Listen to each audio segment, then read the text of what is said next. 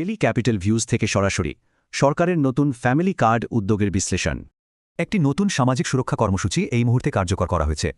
এই কর্মসূচির অধীনে প্রতিটি যোগ্য পরিবার পাচ্ছে ২৫০০ টাকা। ফ্যামিলি কার্ড নামের এই উদ্যোগটির লক্ষ্য কিন্তু একদম সুনির্দিষ্ট।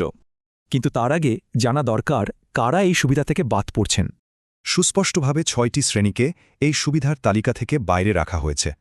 প্রথমেই বাদ পড়ছেন সরকারি চাকরিজীবী বা পেনশনভোগী এবং তাদের পরিবার। এমনকি আপনার ব্যক্তিগত গাড়ি বা এসি থাকলেও এই সুবিধা পাওয়া যাবে না। বড় ব্যবসায়ী বা যাদের বাণিজ্যিক লাইসেন্স আছে তারাও থাকছেন এই তালিকার বাইরে। তাহলে অগ্রাধিকার পাচ্ছেন কারা? এবার সেদিকে নজর দেয়া যাক। তালিকার শীর্ষে আছেন সবচেয়ে ঝুঁকিপূর্ণ মানুষেরা, যেমন ভূমিহীন ও গৃহহীন পরিবার।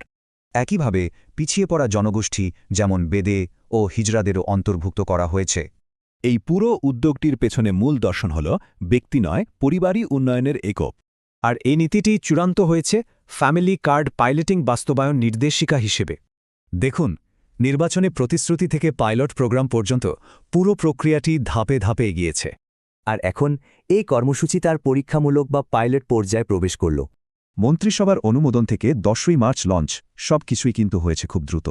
সেই অনুযায়ী ঠিক ১০ই মার্চ থেকেই দেশজুড়ে কার্ড বিতরণ শুরু হচ্ছে।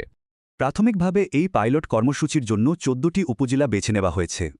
মাননীয় প্রধানমন্ত্রী এটি উদ্বোধন করার পরপরই বিতরণ কার্যক্রম চালু হয়ে যাবে।